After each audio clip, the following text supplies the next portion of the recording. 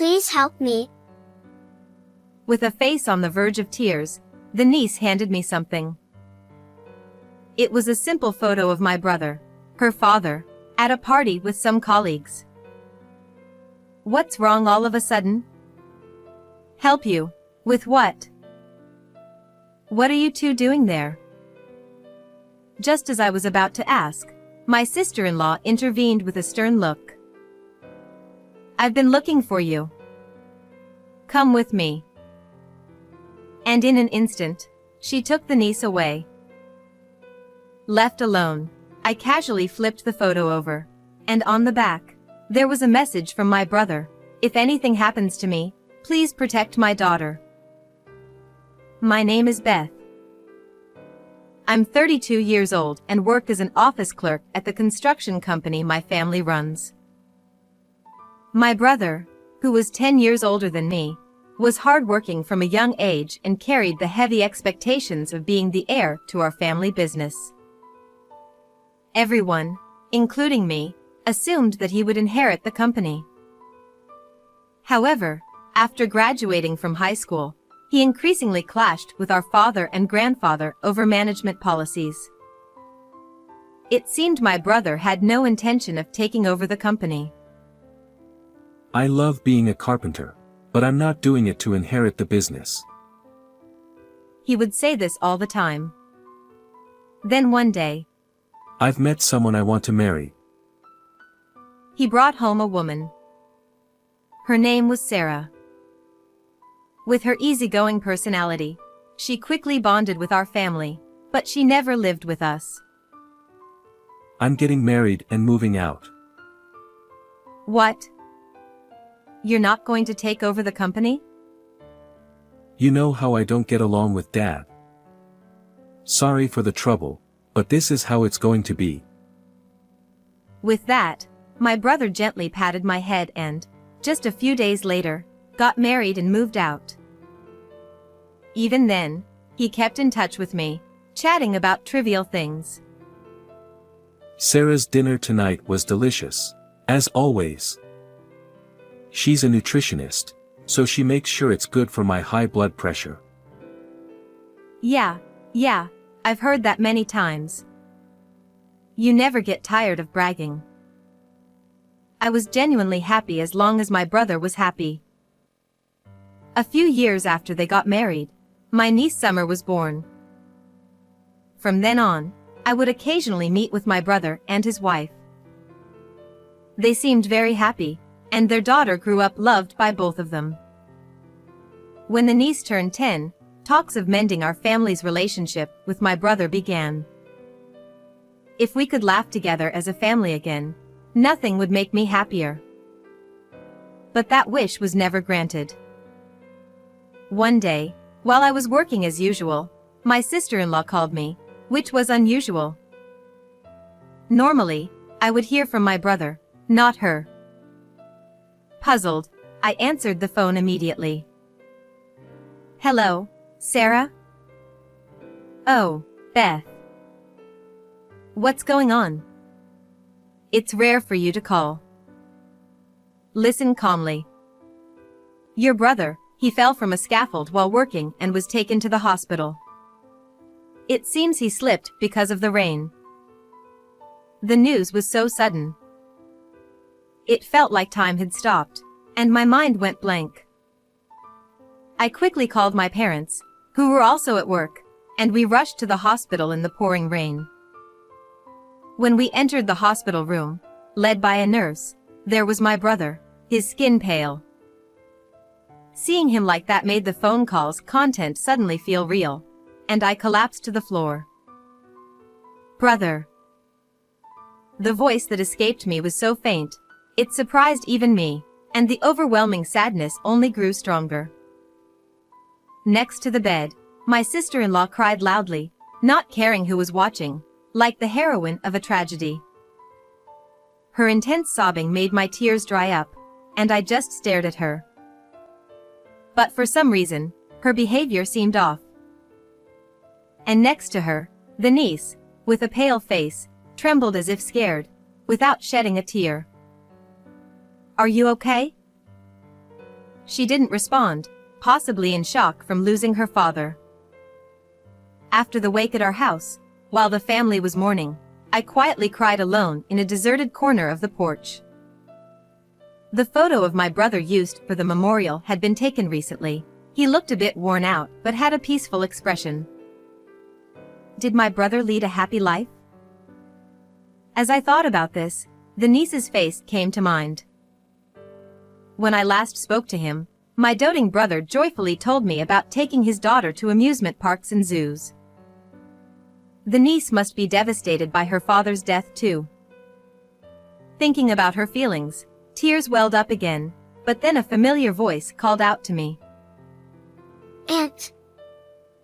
There she was, with tears brimming in her eyes.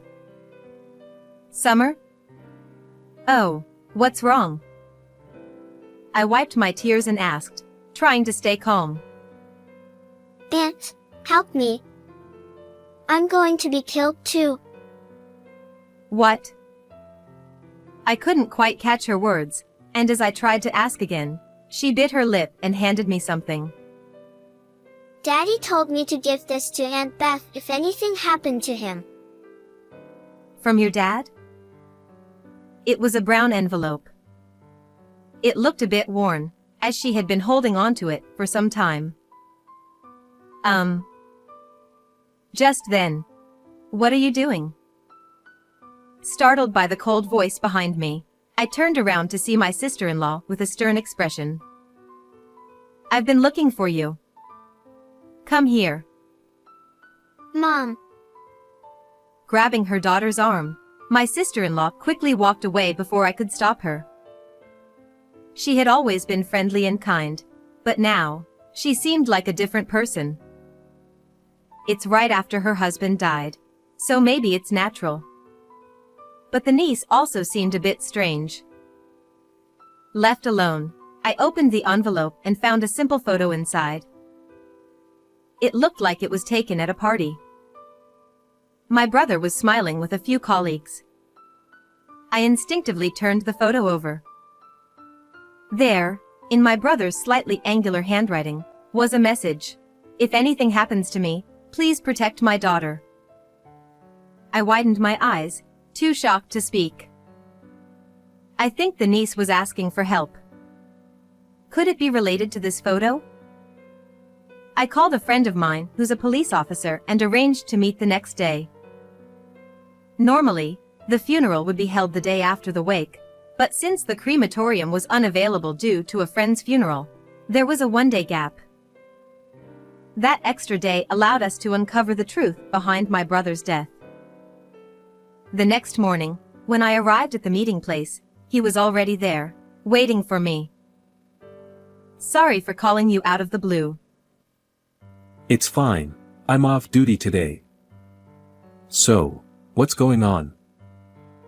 Well, I explained everything that had happened, and he listened intently. From a police perspective, there's not enough evidence for us to act on this. I see. Sorry, I can't be of more help. But if anything happens, feel free to reach out. Thanks. Just talking to you helped me clear my mind. Even after parting ways with him, I kept thinking about the meaning behind the photo my niece gave me. But no matter how many times I looked at it, the meaning of the photo and my brother's message remained a mystery. How can I find more clues? This message alone doesn't tell me enough. If I could ask the niece directly, I might learn more, but I had a feeling my sister-in-law would interfere again. Just then, an idea struck me. If I look through my brother's belongings, I might find some clues. Unable to wait any longer, I headed to my sister-in-law's house. Sorry to bother you at such a busy time. I was worried about you and Summer. Thanks for coming. She is in her room, but let's leave her alone for now. She's feeling down after losing her father. As she spoke, my sister-in-law invited me into the living room. She had always kept the house spotless, but today it felt strangely barren. Huh? There's nothing of my brothers here. And the family photos that were here before are gone too.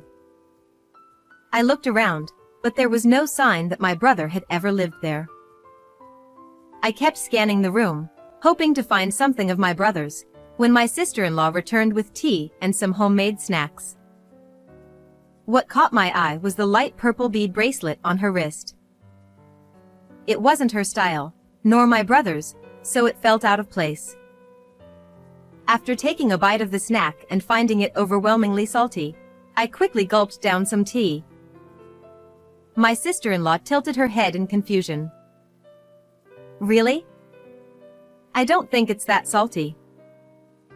Her cooking, as a licensed nutritionist, was always delicious, to the point where my brother eagerly rushed home after work just to enjoy it. But something was clearly off this time. Could she have been feeding such salty food to my brother, who had high blood pressure? Since arriving at my sister-in-law's house, an uneasy feeling had been growing inside me. Suddenly, I began to worry about Summer. I want to talk to Summer. She's in her room, right? Just as I stood up to head toward Summer's room, my sister-in-law intervened. No, you can't see her. What? Why not? I'm sorry, but you need to leave. We're busy preparing for the funeral. She grabbed my wrist, forcibly pushing me out into the hallway and then out of the house. As I stood there, pondering my next move, Summer appeared at a second-floor window. She placed a finger to her lips, signaling for silence, and tossed something down to me. It was a small key, wrapped in a cute notepad paper. The note read, "This is the key to the storage room. After you use it, hide it under the flower pot so it won't be found." I silently gave Summer a thumbs up, and she nodded before quietly closing the window. I snuck around to the backyard, and using the key Summer gave me, I unlocked the storage room. Inside, I found a large collection of my brother's belongings. Among them, I discovered a diary. My brother had always been diligent about documenting his daily life, even back when he lived with us.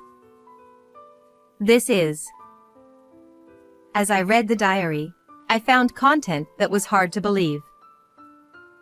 He wrote about how the seasoning in their meals had become increasingly strong. Even when he pointed it out, his wife, the nutritionist, would dismiss his concerns, telling him to trust her expertise. He also mentioned that his health had been deteriorating recently. The diary also revealed the meaning behind the photo my brother had left behind. This is unforgivable. The next day, a large crowd gathered for my brother's funeral, including family members and his work colleagues. When my sister-in-law took the microphone to give a speech as the bereaved wife, I stood up and interrupted her. There's something I need everyone to hear. Beth? What are you doing? Ignoring her surprised reaction, I stepped forward in front of the family. My brother's death, it wasn't an accident. The room buzzed with murmurs, and my sister-in-law's expression turned grim. What are you saying? He slipped and fell from the scaffolding while working. I showed everyone my brother's diary. Everything is written here. My sister-in-law, who normally cooks so well, began making dishes with much stronger seasoning. My brother's health started to decline, and despite his high blood pressure, he was being fed salty snacks and soup daily, with no option to leave anything uneaten. Isn't that strange, Sarah? I don't know anything about that. I was always careful with his meals. I glanced at her, fully prepared for her to deny everything, and then pulled out another piece of evidence. This is the photo my brother left for me. At first, I didn't understand its significance. But yesterday, when I visited your house, I realized the truth. Someone in this photo is wearing a light purple bead bracelet, identical to the one you were wearing, Sarah. As I pointed to the person in the photo, all eyes turned toward them. Max, you and Sarah were having an affair, weren't you? My brother trusted you more than anyone else as his colleague. So why would you do this? The room erupted into whispers, while my sister-in-law glared at me, and Max looked pale and visibly shaken. I had known Max for a long time. He and my brother had become close after my brother started working, and he often visited our home. I could see the same bracelet on Max's wrist, the one that matched my sister-in-law's.